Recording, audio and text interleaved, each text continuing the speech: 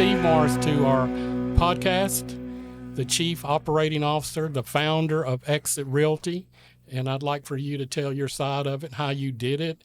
I mean, it's 28 years and, Sure. and it's a great company, Sure. great idea. When you start way back at the beginning, when I started this, I came in as a new pair of eyes. And I've been in the industry for 48 years.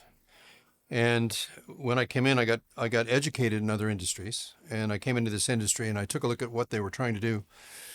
And I, with responsibilities on my shoulders to run brokerages, I realized that the focus, which had been around, and keep in mind that MLS has been around since 1885. Okay, so it's been around for 140 years of how we do business and how we cooperate with everybody and how the business is run.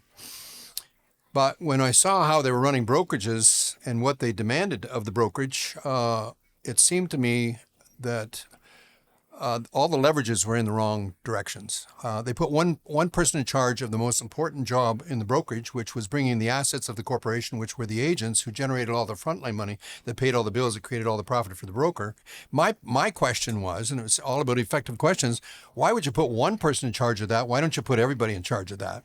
Now, I had been in the life insurance business as part of my educational process, and I found that they kept their agents longer than anybody else in the entire world. They built one of the biggest industries in the entire world, and the reason was they used residuals. And the idea of that was this. It's pretty simple. If I was a life insurance salesperson, I sold you a life insurance policy and had an annual premium.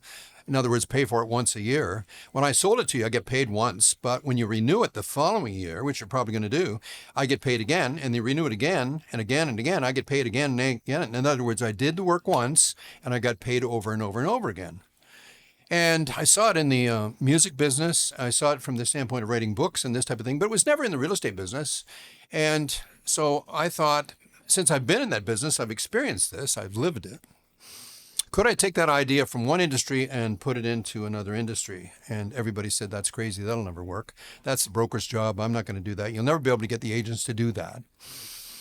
So the thinking process took literally 13 years. The point of the matter was I was not ready yet. And so I had to literally work for a very powerful corporation in the real estate industry, the biggest that was out there, and develop myself and get myself stronger because the idea was powerful. And there's nothing stronger than an idea whose time has come.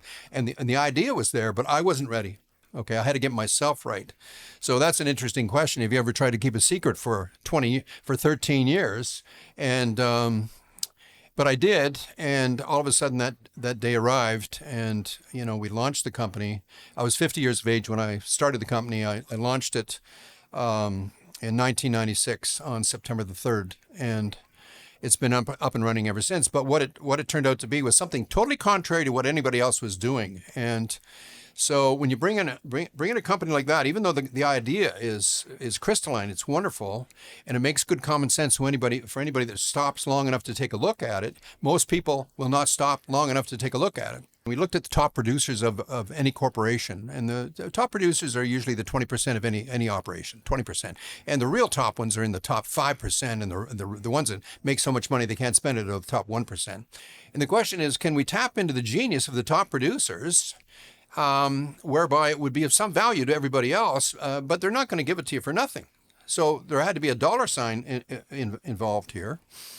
And so the idea of putting everybody in charge of it was residually, literally, with dues and fees, and a structure that's is done through the brokerage operation, because keep in mind that recruiting is the broker's job. It's not, agents don't get into recruiting. They can get into what we call sponsoring, and sponsoring is an introduction process to management in the recruiting end of it. So in other words, you're helping management to bring in people, but the recruiting process with the paperwork and all this other stuff, that's the broker's job and their responsibility. So could we put a benefit into the agent's pocket, whereby we create a third dimension to the business? It was always two-dimensional. Take listings, make sales. Now, that doesn't matter if you're doing rentals, residential, industrial, commercial. It doesn't matter what. You take a listing, make a sale. Always two-dimensional. So the question was, can I make it into three-dimensional? In other words, have a different avenue for the agents to participate because they're on the street all the time bumping shoulders with other people, but the brokers are not. For the most part, the brokers in the office got to do the paperwork and take care of the leasehold improvements and the secretarial and all the other things that a broker has to do. So consequently, not totally focused on recruiting all the time, but agents are out there bumping shoulders, open houses, presentations, and so on and so forth. What if we had a system whereby, if there were, from an introduction standpoint, if you introduce somebody to this new system, that you could get a perpetual, and residual means perpetual, okay, over and over and over again, a perpetual payment for that introduction and fill in some of the gaps with regard to your paycheck, because the business is based on empty spots in between the closings. And that's one of the problems of being a real estate agent, is there's gaps in between the paychecks.